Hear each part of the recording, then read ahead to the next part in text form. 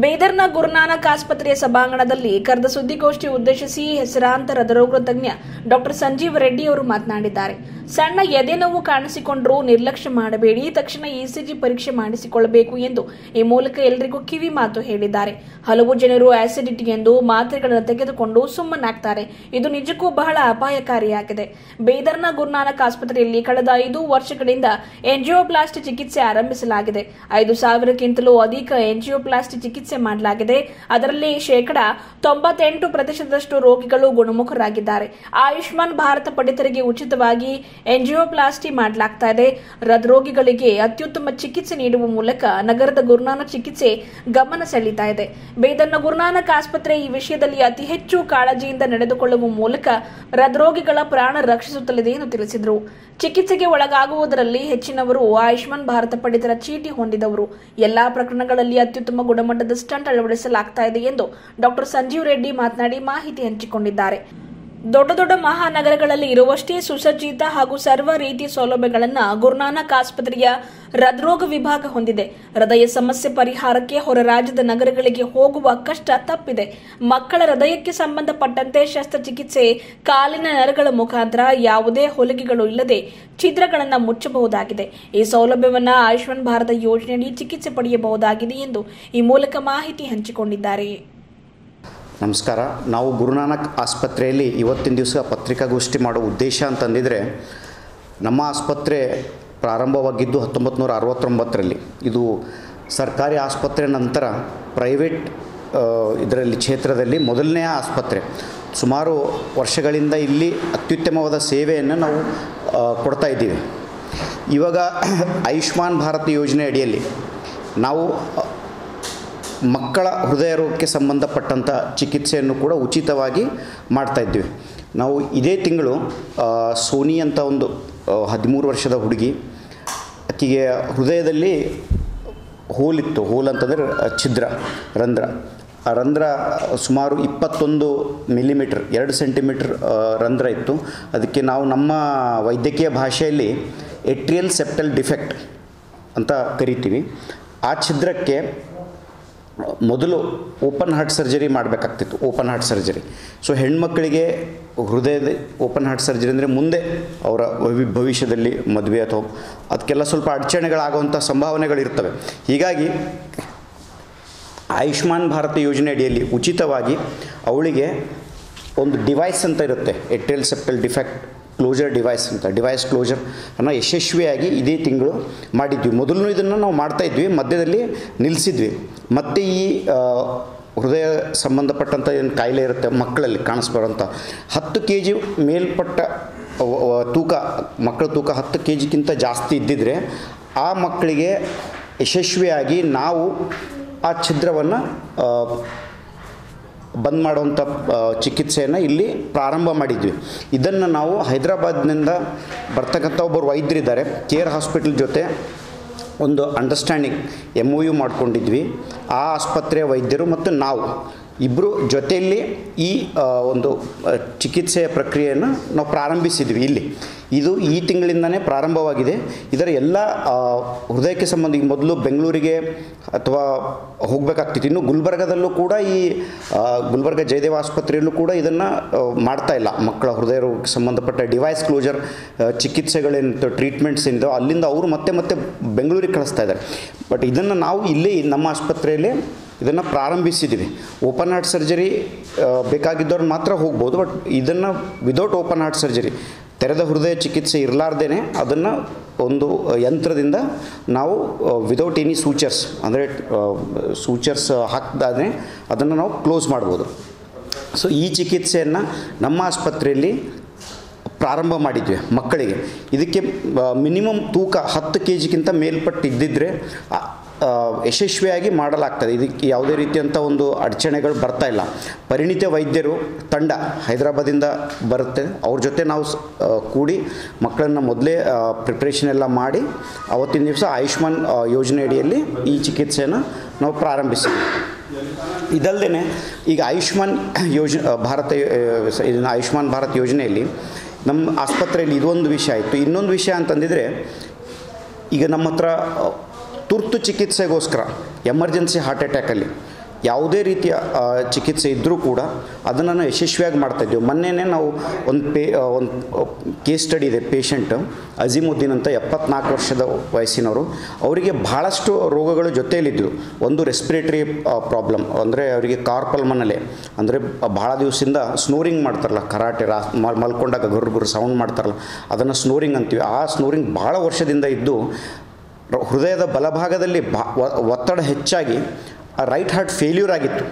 ಆ ಪೇಷಂಟಿಗೆ heart attack ಬಂದು ಹೃದಯ ಬಡಿತ, ಹಾರ್ಟ್ ಬೀಟ್ಸ್ ಅಂತೀವಲ್ಲ, ಅದು ಕೇವಲ 25ರಿಂದ 30 ಹೃದಯ ಬಡಿತ ಆಗಿದ್ದಾಗ ನಾವು ಮತ್ತೆ ಇಲ್ಲಿ ಬಂದಾಗ ಹೃದಯ ನಿಂತೋಗ್ಬಿಟ್ಟಿತ್ತು. ಅದನ್ನು CPR ಮಾಡಿ ಅಂದರೆ ಎದೆ ಒತ್ತಿ ಹೃದಯ ಬಡಿತನ ವಾಪಸ್ ತಂದು 4-5 ಸತ ಶಾಕ್ ಕೊಟ್ಟು, DC ಶಾಕ್ ಕೊಟ್ಟು ಕ್ಯಾಥ್ಲ್ಯಾಬಲ್ಲಿ ಅವರಿಗೆ ಎಮರ್ಜೆನ್ಸಿಯಾಗಿ ಸ್ಟೆಂಟ್ ಅಳವಡಿಸಿದ್ವಿ. ಸ್ಟೆಂಟ್ ಅಳವಡಿಸಿದ ನಂತರ ಕೂಡ ಸುಮಾರು 5-6 ಸರ್ತಿ ಅವ್ರ ಹೃದಯ ಬಡಿತ ನಿಂತಿತ್ತು.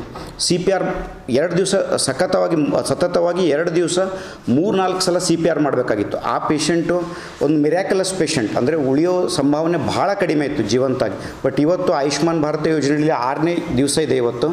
ಈ ಪೇಷಂಟು ಇವತ್ತು ಡಿಸ್ಚಾರ್ಜ್ ಆಗ್ತಾಯಿದೆ. ಸೊ ಈ ಪೇಷಂಟ್ ಅಂದರೆ ಈ ಸ್ಟೇಜಿಗೆ ಬರೋದಕ್ಕಿಂತ ಮುಂಚೆನೇ ನಾವು ನಮ್ಮ ಹೃದಯ ಸಂಬಂಧಪಟ್ಟ ಕಾಯಿಲೆಗಳ ಏನು ಲಕ್ಷಣಗಳಿರ್ತವೆ ಅದನ್ನು ಗುರುತಿಸ್ಕೊಂಡು ಬೇಗ ಇದಕ್ಕೆ ಈಗ ಈ ರೀತಿ ಆಗಕ್ಕೆ ಕಾರಣ ಅಂತಂದಿದ್ರೆ ಡಿಲೇಡ್ ಪ್ರೆಸೆಂಟೇಷನ್, ಭಾಳ ವಿಳಂಬ ಆಗಿದೆ ಅವ್ರಿಗೆ ಬರೋಕ್ಕೆ. ಮೊದಲು ಬೆನ್ನು ನೋವು ಮತ್ತು ಸ್ವಲ್ಪ ವಾಮಿಟಿಂಗು, ಈ ರೋಗ ಲಕ್ಷಣಗಳಿದ್ದರೂ ಕೂಡ ಹಾರ್ಟ್ ಅಟ್ಯಾಕ್ ಇರೋಂಥ ಸಂಭಾವನೆ ಇರುತ್ತೆ. ಅವರು ನಿರ್ಲಕ್ಷ್ಯ ಮಾಡಿದ್ದಾರೆ. ಬೆನ್ನು ಈ ವಯಸ್ಸಲ್ಲಿ ಕಾಮನ್ ಆಗಿರ್ಬೋದು, ಹೃದಯಕ್ಕೆ ಸಂಬಂಧಪಟ್ಟ ಲಕ್ಷಣ ಅಲ್ಲ ಅಂತ ತಿಳ್ಕೊಂಡವ್ರು ಮನೆಯಲ್ಲೇ ವಿಳಂಬ ಮಾಡಿದ್ದಾರೆ. ಪೂರ್ತಿಯಾಗಿ ಬೆಹೋಶ್, ಅಂದರೆ ಪೂರ್ತಿಯಾಗಿ ಅನ್ಕಾನ್ಷಿಯಸ್ ಆದಮೇಲೆ ಪ್ರಜ್ಞೆ ತಪ್ಪಿದಾಗ ಆಸ್ಪತ್ರೆಗೆ ಕರ್ಕೊಂಡು ಬಂದಿದ್ದಾರೆ. ಅಂದರೆ ಆ ಸಮಯದಲ್ಲಿ ಬಂದಾಗ ಅವ್ರ BP ಕೇವಲ 60, ಸಿಸ್ಟೋಲಿಕ್ BP ಕೇವಲ 60 ಇತ್ತು, ಮತ್ತು ಹೃದಯ ಬಡಿತಗಳು 28ರಿಂದ 30 ಮಧ್ಯೆ ಇತ್ತು. ಈ ಪೇಷಂಟಿಗೆ ನಾವು ಇಮಿಡಿಯೇಟಾಗಿ CPR ಮಾಡಿ ಶಾಕ್ ಕೊಟ್ಟು ಸ್ಟೆಂಟ್ ಅಳವಡಿಸಿ 6 ದಿವಸ ಇಟ್ಕೊಂಡಿದ್ವಿ. ಮೊದಲನೇ 3 ದಿವಸ ಸತತವಾಗಿ 2-3 ಸಲ ಅವರಿಗೆ CPR ಕೊಡಬೇಕಾಗಂಥ ಪರಿಸ್ಥಿತಿ. 2-3 ಸತಿ ಹಾರ್ಟ್ ಬಂದಾಗಿತ್ತು. ಅವರು ಸ್ಲೋ ಆಗಿ ಈಗ ರಿಕವರ್ ಆಗಿದ್ದಾರೆ, ಡಿಸ್ಚಾರ್ಜ್ ಆಗ್ತಾಯಿದ್ದಾರೆ. ಈ ಆಯುಷ್ಮಾನ್ ಭಾರತ ಯೋಜನೆ ಅಡಿಯಲ್ಲಿ ಇದನ್ನು ಟ್ರೀಟ್ಮೆಂಟ್ ಮಾಡಿದ್ವಿ. ಭಾಳ ಬಡೋ ಪೇಷಂಟ್ ಇದ್ದಿದ್ರು ಅಂತ. ಬಟ್ ಈ ಸ್ಟೇಜಿಗೆ ಬರೋಕ್ಕಿಂತ ಮುಂಚೆನೇ ಭಾಳಷ್ಟು ಜನ ವಿಳಂಬ ಮಾಡೋದ್ರಿಂದ ಈ ಕ್ರಿಟಿಕಲ್ ಕಂಡೀಷನಿಗೆ ಬರ್ತದೆ. ಬೇಗ ಒಂದು ECG ಮಾಡಿಸ್ಕೊಂಡಿದ್ರೆ ಅವ್ರನ್ನ ಕಂಡುಹಿಡಿಬೋದು. ಕಂಡುಹಿಡಿದು ನಾವು ಸೂಕ್ತ ಟ್ರೀಟ್ಮೆಂಟ್ ಚೆನ್ನಾಗಿದ್ದಾಗೆ ಕೊಡ್ಬೋದು.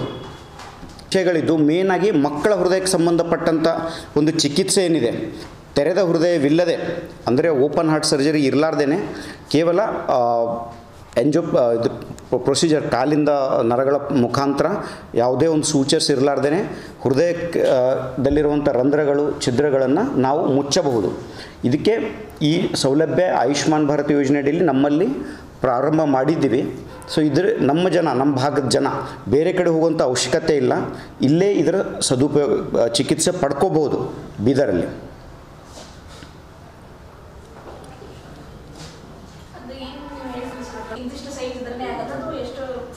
ಇಲ್ಲ, ಈಗ ನೋಡಿ, ಸೂಟೇಬಿಲಿಟಿ ನೋಡ್ತೀವಿ. ಮೊದಲು ಈ ರಂಧ್ರವನ್ನು ತೆರೆದ ಹೃದಯ ಓಪನ್ ಹಾರ್ಟ್ ಸರ್ಜರಿ ಮಾಡಲಾರ್ದೇ ಮುಚ್ಚಬಹುದು ಇಲ್ಲ ಆ ಡಿವೈಸಿಂದ. ಅದಕ್ಕೊಂದು ಕೆಲವೊಂದು ನಾರ್ಮ್ಸ್ ಇರ್ತವೆ. ಮ್ಯಾಕ್ಸಿಮಮ್ ಸೈಜ್ ಈ 34 ತನೂ ನಾವು ಮುಚ್ಚಿದ್ದೀವಿ ಮೊದಲು. ಸೊ ಈಗ ಈ ಹುಡುಗಿಗೆ 13 ವರ್ಷದಕ್ಕೆ 22 ಮಿಲಿಮೀಟ್ರ್, ಅಂದರೆ 2.2 ಸೆಂಟಿಮೀಟ್ರ್, ಅಂದರೆ ದೊಡ್ಡದಾಗುತ್ತದು. ನಾವು ನೋಡೋಕ್ಕೆ ಹಿಂಗೆ ಇಷ್ಟೇ ಅನಿಸ್ಬೋದು ಅದು. ಬಟ್ ಅಲ್ಲಿ ಹಾರ್ಟಲ್ಲಿ ಅದು ಹಾರ್ಟ್ ಸೈಜೇ ಇಷ್ಟಿರುತ್ತೆ. ಇದರಲ್ಲಿ 2 ಸೆಂಟಿಮೀಟ್ರ್ ಹೋಲ್, ಇಷ್ಟೇ ಹೃದಯದಲ್ಲಿ 2 ಸೆಂಟಿಮೀಟ್ರ್ ಹೋಲ್ ಮುಚ್ಚಬೇಕಂದ್ರೆ ಸ್ವಲ್ಪ ಎಕ್ಸ್ಪೀರಿಯನ್ಸ್ಡ್ ಹ್ಯಾಂಡ್ಸಲ್ಲೇ ಮಾಡೋಕ್ಕೆ ಸಾಧ್ಯ ಇರುತ್ತೆ. ಇದನ್ನು ನಾವು ಯಶಸ್ವಿಯಾಗಿ ಮಾಡ್ಬೋದು. 34 ಮಿಲಿಮೀಟ್ರ್ ತನೂ ನಾವು ಮಾಡಿದ್ವಿ, ಅದನ್ನು ಮಾಡ್ಬೋದು. ಇದಕ್ಕೆ ಯಾವುದೇ ಅಡಚಣೆಗಳಿಲ್ಲ. ಒಂದು ಇದಕ್ಕೆ ಯಾವುದೂ ಪೋಸ್ಟ್ ಆಪರೇಟಿವ್ ಅಂತ ಆಪ್ರೇಷನ್ ಆದಮೇಲೆ ವೆಂಟಿಲೇಟರ್ ಮೇಲೆ ಹಾಕುವಂಥ ಅವಶ್ಯಕತೆ ಬೀಳೋದಿಲ್ಲ. ಪ್ರಜ್ಞೆ ಕೇವಲ ಒಂದು ಅರ್ಧ ತಾಸುಗೋತ್ರ ತಪ್ಪಿಸ್ತೀವಿ ಅನ್ಕಾನ್ಷಿಯಸ್, ಬೇಕಂದರೆ ಮಕ್ಕಳು ಕೋಆಪ್ರೇಟ್ ಮಾಡಲ್ಲ, ಸಹಕಾರ ಮಾಡಲ್ಲ. ಸೊ ಅವರಿಗೆ ಒಂದು ಅರ್ಧ ತಾಸಿಂದ 45 ಮಿನಿಟ್ಸ್ ಅಷ್ಟೇ. ಮತ್ತು ಅಡಲ್ಟ್ ಇದ್ದಿದ್ರೆ 20, ಈ ಕೆಲವೊಂದು ಹೃದಯ ರೋಗಕ್ಕೆ ಸಂಬಂಧಪಟ್ಟ ಮಕ್ಕಳಲ್ಲಿ ಅಂದರೆ ಹುಟ್ಟಿದ್ದಂತ ಇರುವಂಥ ಛಿದ್ರಗಳು, ಎಸ್ಪೆಷಲಿ ಅವು 30-25 ವರ್ಷ ಆದಮೇಲೂ ಅವು ಕಂಡು ಬರ್ತವೆ ಕೆಲವೊಂದು ಸರ್ತಿ. ಮೊದಲು ಗೊತ್ತಾಗಿರಲ್ಲ, ಆಮೇಲೆ ಗೊತ್ತಾಗುತ್ತವೆ. ಅವು ಆ ರೋಗ ಬೇರೆ, ಹಾರ್ಟ್ ಅಟ್ಯಾಕ್ ಅಲ್ಲ ಅವು. ಅವ್ರಿಗೆ ಯಾವುದೇ ರೀತಿಯ ಪ್ರಜ್ಞೆ ತಪ್ಪಿಸೋಂಥ ಅವಶ್ಯಕತೆ ಬರಲ್ಲ. 20 ವರ್ಷದ ಮೇಲೆ ಅರ್ಥ ಮಾಡ್ಕೊತಾರೆ, ಸ್ವಲ್ಪ ಹೊತ್ತು ಮಲ್ಕೊಂಡಿದ್ರೆ ಒಂದು ಅರ್ಧ ತಾಸಲ್ಲಿ ಈ ಟ್ರೀಟ್ಮೆಂಟ್ ಮಾಡ್ಬೋದು. 34 mm ತನೂ ನಾವು ಇಲ್ಲಿ ಟ್ರೀಟ್ಮೆಂಟ್ ಮಾಡ್ಬೋದು ಆರಾಮಾಗಿ. ಅದಕ್ಕೆ ಮೇನ್ ಸೈಜ್ಗಿಂತ ಹೆಚ್ಚಾಗಿ ಅದ್ರ ತೂಕ, ಮಗುವಿನ ತೂಕ, ಯಾಕಂದರೆ ಅನಸ್ತೀಶ ಕೊಡೋಕ್ಕೆಲ್ಲ ಫಿಟ್ನೆಸ್ ಬೇಕಂತ 10 kg ಇದ್ದಿದ್ರು ಮಾಡ್ಬೋದು ನಾವು. ಮಿನಿಮಮ್ ಒಂದು 10 kg ವೆಯ್ಟ್ ಇರಬೇಕು ಮಗುವಿನ.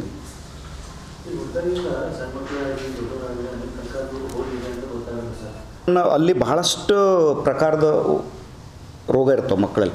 ಇದನ್ನು ನಾವು ಅರ್ಥ ಮಾಡ್ಕೊ ಒಂದೇ ಅಂತ ಇರಲ್ಲ. ಈ VSD, PDA ಇವು ಮೊದಲೇ ಗೊತ್ತಾಗ್ಬಿಡ್ತಾವೆ, 4-5 ವರ್ಷನಾಗ ಗೊತ್ತಾಗ್ಬಿಡ್ತಾವೆ. ಎಸ್ಪೆಷಲಿ ASD ಅಂತ ಒಂದಿರುತ್ತೆ, ಏಟ್ರಿಯಲ್ ಸೆಪ್ಟಲ್ ಡಿಫೆಕ್ಟ್, ನಾವೇನು ಕ್ಲೋಸ್ ಮಾಡಿ. ಇದು ಯಾವಾಗ ಗೊತ್ತಾಗುತ್ತೆ ಅಂತಂದರೆ ಮೊದಲು ಈಗಿಂತ ಎಲ್ಲ ಸೌಲಭ್ಯಗಳು ಎಲ್ಲ ಕಡೆ ಬಂದಿದ್ದಾವೆ. ಸೊ ಯೂಶ್ವಲಿ ಗೊತ್ತಾಗ್ತಾ ಇದೆ ಮಕ್ಕಳಲ್ಲಿ, ಶಾಲಾ ಮಕ್ಕಳಲ್ಲಿ ಚೆಕಪ್ ಆಗ್ತಾ ಇರ್ತಾವೆ, ವೈದ್ಯರು ಹೋಗಿ ಚೆಕಪ್ ಮಾಡ್ತಾರೆ. ಸೊ ಅಲ್ಲಿ ಗೊತ್ತಾಗ್ಬೋದು. ಮೊದಲು ಕಾಲದಲ್ಲಿ ಗೊತ್ತಾಗ್ತಾ ಇರಲಿಲ್ಲ.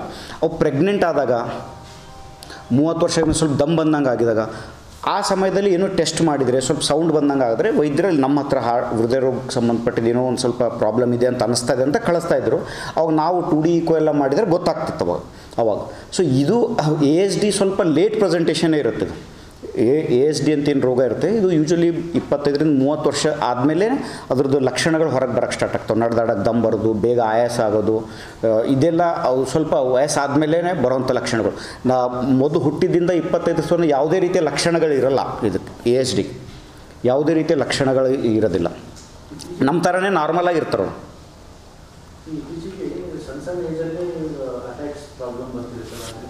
ಅವರೇಜ್ ಆಗಿ ಸಾಮಾನ್ಯವಾಗಿ 50 ಜನರಿಗೆ ಎಂಜಿಯೋಪ್ಲಾಸ್ಟಿ ಮಾಡ್ತೀವಿ ತಿಂಗಳಲ್ಲಿ. 50 ಜನರಿಗೆ ಹಾರ್ಟಿಗೆ ಸ್ಟೆಂಟ್ ಅದು ಹಾಕ್ತೀವಿ. ಮ್ಯಾಕ್ಸಿಮಮ್ ಆಯುಷ್ಮಾನ್ ಭಾರತ ಇರ್ತವ್ರಿ. 80-90% ಅನ್ಬೋದು. ಯಾಕಂದರೆ ಇಲ್ಲೆಲ್ಲ ಜನ ಫಸ್ಟ್ ಈಗ ಇನ್ನೊಂದು ಅಡ್ವಾಂಟೇಜ್ ಅಂದರೆ ನಾವು ಭಾಳ ಬೇಗ ಮಾಡಿಬಿಡ್ತೀವಿ. ನಮ್ಮ ಹತ್ರ ಹಿಂಗೆ ಬಂದ ತಕ್ಷಣ ಎಂಜಿಯೋಪ್ಲಾಸ್ಟಿ ಮಾಡಿಬಿಡ್ತೀವಿ. ಅಂದರೆ ಹಾರ್ಟ್ ಅಟ್ಯಾಕ್ ಬಂದ ತಕ್ಷಣ ಮೊದಲು ರಕ್ತ ತೆಳ್ಳಗೆ ಮಾಡೋಂಥ ಮೆಡಿಸಿನ್ ಅಂತ ಇರ್ತಿತ್ತು. ಮೊದಲು ಕೊಡ್ತಿದ್ರು ಅವಾಗ, ಅಂದರೆ ಬ್ಲಡ್ ಥಿನ್ನರ್ಸ್, ಥ್ರೊಂಬೋಲೈಸಿಸ್ ಅಂತ ಮಾಡ್ತಿದ್ರು. ಅದು ಹಳೆಯ ಪ್ರಕಾರದ ಟ್ರೀಟ್ಮೆಂಟ್.